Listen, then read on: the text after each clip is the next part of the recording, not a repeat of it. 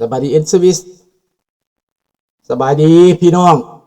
ลูกหลานคนลาวคนไทยอยู่ไสก็แล้วแต่ที่หักหอมเสรีภาพและประชาธิปไตยทุกท่านยินดีต้อนรับทุกท่านเข้าสู่รายการเสียงประชาชนลาว Voice of the Lao People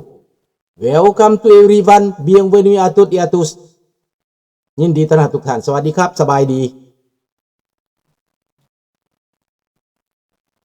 ก็ห้องเพลงศาสตร์เลยเนาะศาสตร์ลาวตั้งแต่เดิมมาพื้นสื่อลือซาอยู่ในอาเซียนศาสตร์ลาวผูกพันไมตรีร่วมสามัคคีฮักห้อมกันหักศาสตร์หักปฏิเทาหักเจ้าปุกิจเกษาผู้มักความศาสนาแต่บูหันมาฮักษาดินแดนบ่อยสัตว์ใดมาล้วนหาวีลบกวนหยาดแย่งสิ่งเอาใครขึ้นเขามารู้บุญไวสู่จนตัวตายต้านทานศัตรูสวยเสื้อชูเลือดเนื้อเสื้อเผาพื้นผู้กูเอาบานเทาถูกกันสบายดีมงนามีประดิษฐ์เนาะสบายดีสหายคำข่อยเนาะสบายดีเนาะทางออสเตรเลียคือสิเด็กเลยเนาะฐานคำเนาะประเด็นในมื้อนี้ก็บ่นว่ารัสเซียตกหลุมพรางด้วยตัวเองบ่แม่นผู้ใดเฮ็ดกรรมกับตัวเองเป็นคนทำเวรกรรมกับตัวเองเป็นคนสร้างหาทางออกบ่ได้ยูเครนเข้มแข็งขึ้นนับมือสมุนของปูตินอยู่ในโลกนี้กำลังเดือดร้อนไปทุกจุดทุกมุมทุกบอดรวมไปถึงสปป.ลาวท้าวทองลุนที่นำเอาความคิดนำเอาลัทธินำเอาอำนาจนำเอาความเสื่อมันเอาโมเดลของปูตินมาปกครองในประเทศคันสิเว้าและก็แม่นเผด็จการนั่นแหละไปเฮียนรัสเซียมาก็ไปอวดเบ่งอวดกล้ามเบ่งกล้ามว่าตัวเองจบด็อกเตอร์มาจากรัสเซียเมืองลาวนี่ขั้นขาดทองรุ่นนี่ตายโลดคนลาวตายสักแดกโลดคันบ่มีทองรุ่นบ่มีสอนใจนี่ในทุกวันนี้พวกเขาก็เป็นแบบนั้นพยายามแล่นออกมานอกประเทศไปประชุมสหประชาชาติแล้วก็ไปหากินข้าวกินน้ำตามเพื่อนคนลาวบอกว่าพี่น้องลาวนอกปากมันบอกว่าพี่น้องลาวนอกได้พี่น้องเพราะจะได้กินข้าวกินปลาเพราะจะได้ไปหามาเวสมุนของมันก็มามีจำนวนหนึ่งก็มานครโมงในอันนี่แหละมื้อนี้นะกำลังสิไปกินข้าวอยู่เฮือนหนึ่งข้าพเจ้าฮู้อยู่แถวนี้แหละแถวบ้านสันติสุขบ้านคนลาวนี่นะจำนวนหนึ่งพวกนี้มาติดต่อเรื่องการบินความมั่นคงทางการบินว่าซั่นไปมากับมาพวกพันกับลาวอพยพนี่แหละเพราะสิได้อวดได้อ้างไต่ตามมาตามสายพี่สามเนาะสายนอกพี่น้องตามข้าพเจ้าได้ยินข่าวพวกบักหน้าจืดบักหน้าแหล่ก็แล่นไปวอชิงตันแล่นไปนิวยอร์กไปพบเขาเพื่อจะให้เขายกย่อปอปั้นเพราะจะได้เจียกระดาษเศษก้นอันหนึ่งมาบ่มีหยังเจียกระดาษเศษก้นน่ะคือใบย่องย่อนั่นแหละใบย่องไส้ใบตัวยั่วให้แตกแยกพี่น้องได้ใบนั้นมาแล้วก็คิดว่ากินดินดากติดหัวมีหมอหนึ่งพี่น้องอยู่แถวนั้นนะอยู่แถวบ้านสันติสุขนั่นแหละหัวหน้าใหญ่มันคนสีเตี้ยๆดอกข้าพเจ้าบ่อยากเว้าสื่อ20 ปีก่อนมันท้าทายข้าพเจ้าว่ามันจะสร้างเมืองลาวให้เจริญรุ่งเรืองมันว่ามันท้าทายข้าพเจ้าได้สบายดีท่านเกิดท้าทายข้าพเจ้าว่ามันเมืองลาวมันสิได้เป็นเศรษฐีมันสิได้เป็นรัฐมนตรีเมื่อแล้วเขาปูพรมแดงให้เป็นนางบ่อนสำคัญกลับคืนมาได้เจี้ยใบเดียวมาก็ภูมิใจแล้วบักเตี้ยคนนั้น รุ่นใหญ่เติบได้พี่น้องเฮียนจบอยู่แคนาดานี่ได้ท้าทายกับข้าพเจ้าตั้งแต่พุ่นเท่าป่านนี้เมืองลาวก็ยังบ่เจริญยังเป็นขี้ตมอยู่30 ปีแล้วมันท้าทายกับข้าพเจ้าพี่น้องมันว่ามันจะไปสร้างประเทศลาวให้เจริญมันเฮียนอยู่นี่ดิมันกลับกันเป็นหมาพานหับไส้เขาดิมันเฮ็ดให้สังคมลาวอยู่นี่แตกกันดิเห็นบ่ล่ะมันมากเพ่อยู่นี่แต่ว่ามันจะไปสร้างเมืองลาวได้พี่น้องน่ะท่านเกิดกันยังบ่ฮู้บักเตี้ยว่าบักเตี้ยก็แล้วแหละ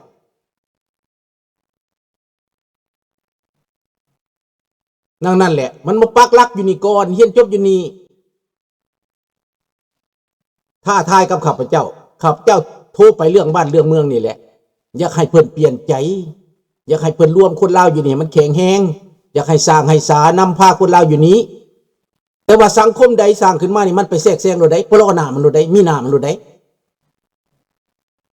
อยากเห็นเดี๋ยวนี้นะพวกมาแต่เมืองลาวน่ะก็อยู่บ้านสันติสุขกันแหละมากินข้าวกันอยู่หั่นแหละ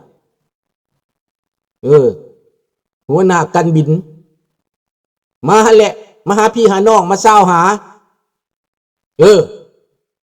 เพื่อสิมาเห็นเองเฟลียงเซว่าตัวเองนี่มาจากเมืองลาวแขนขึงดังโมมาอวดอ้างแต่มากินข้าวเฮือนอพยพได้พี่น้องคณะรัฐมนตรีก็ว่าพี่น้องลาวเตี้ยตื่นต้นนั่นแหละสอนนั่นแหละเป็นแบบนั้นแหละเตี้ยว่าห้องนั่นแหละบ่มีหยังท้าทายว่าสิสร้างเมืองลาวให้เจริญรุ่งเรืองเพิ่นสิเฮ็ดให้เห็นในยุคเพิ่นเว้าและพวกนี้นะพี่น้องพวกหมาบดแดดเขาห้องว่าได้ทุนมาเฮียนนอกได้ทุนจากในตอนรัฐบาลพระจักรลาวด้วยว่าความเสื่อถือรัฐบาลแคนาดารัฐบาลแขวงเกเบกมีความเสื่อถือกับพระเจ้าแผ่นดินลาวกับพระราชจักรลาวเพราะเพิ่นมาติดต่อพัวพันเพื่อให้เอานักศึกษามาเฮียนอยู่นี่เพื่อให้นักศึกษาลาวได้มาเฮียนอยู่นี่อันนี้แหละพี่น้องแต่ว่าเวลาเขาเฮียนจบแล้วเขาทรยศเพิ่นเขาหักหลังเพิ่นเขาไปนิยมชมชอบลัทธิคอมมิวนิสต์เขาไปนิยมชมชอบเผด็จการพี่น้องนี่ไดพวกนี้ข้าพเจ้าสาบแซงบ่ให้มันขึ้นมันเกินให้มันจิบหายวายวอดให้มันตกทุกข์ได้ยากมันตกต่ำพี่น้องเดี๋ยวนี้กรรมกำลังตามสนองพวกมันทีละน้อยกรรมตามพี่น้องเช่นตัวอย่างบักโปรตีนนั่นแหละตายบ่ดีแท้ๆแบบนี้พวกนี้นะพี่น้องขันบักทองรุ่นแลนนะบักโปรตีนตกต่ำบักโปรตีนเสียหายบักโปรตีนไปบ่รอดภาระนั่นกรรมนั่นเวรนั่นก็จะตามทำบักทองรุ่นตามน้ำบักสอนใส่กำลังหาหลอกกินข้าวเฮือนคนลาวคือกันอยู่นอกอยากไปพ่อคนลาวอยากไปพ่อคนไทยใต้สืบหาเท้าหาอยากพ่อพี่น้องลาวอพยพบักสอนไส้ก็ได้ลูกน้องมันก็มาควาอยู่บงในอ่านนี้แต่สิประกาศสิมาประซุ่มคือแต่ก่อนหันบ่กล้าแล้วย่านข้าพเจ้าเอาไข่เน่าไปใส่หัวก็เลยบ่กล้าเว้าบ่กล้าประซุ่มบ่กล้าโฆษณาส่วนเสือนี่แหละพี่น้องอันนี้คือความจริงพี่น้องแต่เหตุใดๆกับความลับบ่มีดอกในโลกนี่นะพี่น้องหูตาสว่างผู้ใดเขาก็ฮู้จักความจริงสบายดีลูกหลานทุกคนเนาะสบายดีพลสบายดีทองสวรรค์สบายดียาลุงโพเนาะดังนั้นให้คิดเอาโลดพี่น้องการออกมาเคลื่อนไหวนี้มันบ่ได้มีหยังให้พวกเฮาทราบซึ่งมันบ่ได้มีหยังให้พวกเฮาดีใจกับลัทธิอุบาทอันนี้ลัทธิหมาพานสันดานหยาบลัทธิพวกนี้เป็นลัทธิหุ่นเซิร์ลัทธิหุ่นกระบอกประเทศก็บ่มีกำนาจที่จะแก้ไขเฮียนแบบเดียวกับรัสเซียอเมริกานานาชาติโลกเสรี เขาเข้าไปพัฒนาประเทศรัสเซียให้มีแฮมเบอร์เกอร์กินให้มีอาหารทันสมัยอยู่ในห้านขายซิสเต็มของโลกตะวันตกพาให้มีกินมีอยู่พาให้มีความเจริญก้าวหน้าพาให้มีรถนั่นรถนี่รถทุกชนิดขนเข้าไปขายจากฝ่ายตะวันตกจากฝ่ายโลกเสรีอาหารการกินการอุปโภคบริโภคขนไปจากฝ่ายตะวันตกเป็นน้ำมูกน้ำมันเป็นแก๊สอย่างต่างๆเทคโนโลยีต่างๆฝ่ายตะวันตกเขาก็เอาไปเฮ็ดให้เวลามันแข็งแห้งขึ้นมาเวลามันมีเนื้อมีตอนขึ้นมาพวกมันก็หันหลังให้ยึดเอาของฝ่ายตะวันตกยึดฮอดซ่องกาแฟเขายึดฮอดห้านอาหารของประเทศต่างๆยึดฮอดแฮมเบอร์เกอร์ของเขาห้านขายของเขานี่แหละสบายดีท่านผู้เงิน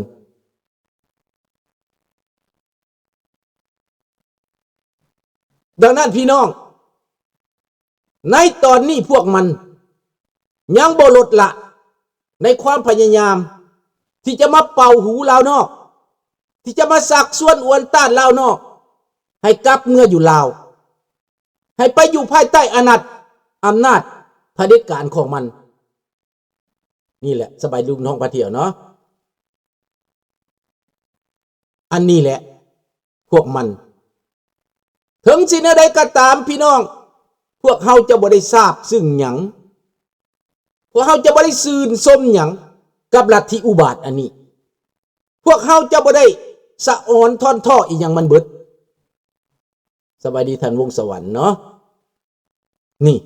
พี่น้องลูกหลานที่เกิดใหม่ใหญ่รุ่นฟังเอาเด้อฟังแล้วไปตึกตองพิจารณาแม่นบ่น้องจันทวีไปตึกตองพิจารณาเบิ่งว่าเป็นหยังประเทศลาวเฮาจังด้อยหลังพัฒนาก็ย้อนว่าพวกที่ฝันว่าอยากเมื่ออยู่เมืองลาวอยากเป็นเจ้าเป็นนายอยู่ในต่างประเทศนี้ถูกเขาหลอกไส้ถูกเขายั่วบ่กล้าเป็นตัวเองจากเป็นชาติลาวมีทุ่งสร้างสามหัวเกิดขึ้นมาก็เป็นทุ่งชาติสร้างสามหัวนานปีไปคนเหล่านี้ก็อยากลืบชาติประมาทคุณก็อยากลืบคุณพ่อคุณแม่ก็อยากเอาสัญลักษณ์ของเผด็จการก็อยากเอาสัญลักษณ์ของการเปื้อนเลือดออกมาโซ่แสดงอยากลืบชื่อเสียงบรรพบุรุษตัวเองอยากหับหู้สัญลักษณ์อันหุ่นแหงสัญลักษณ์อันเป็นโจรปีนมารยังดีประเทศเขมรถึงจะดีจะให้ปานใดถึงจะมีความผิดพลาดปานใดกับประเทศไทยขัดแย้งปานใดก็ตามแต่อย่างน้อยประเทศเขมรบ่ว่าทางฮุนเซนบ่ว่าทางประชาชนบ่ว่าทางฝ่ายค้านและรัฐบาลเขาก็เอาทุ่งชาติของบรรพบุรุษของเขาที่ได้สร้างตั้งขึ้นมาบ่ว่าพระเจ้านรดมหรือนริศบ่ว่าพระเจ้านรดมสิหนุบ่ว่าพระเจ้านรดมสิหมุนีก็เอาทุ่งชาติของเขมรที่ต้นตำรับต้นตำราขึ้นมาให้ชาติเขมรได้ภาคภูมิใจอีกครั้งใหม่แต่สำหรับคนลาวเฮาแล้วเยาะเย้ยถากทางดูถูกเห็นบอกคนลาวบ่มีจุดยืนทวงตัวเองบ่ฮู้จักหักบรรพบุรุษตัวเองย่อหยันกันเป็นไปบ่ได้ลืมซะย่อโปปั้นรัฐบาลอันนี้ถึงว่าบ่มักก็ตามบอกว่าเขาแข็งแรงบ่มีวันเขาสิล่มสลายบ่มีวันเขาสิเปลี่ยนแปลงอันนี้ลาวอยู่ในอยู่นอกก็ตามมันว่าแบบนั้น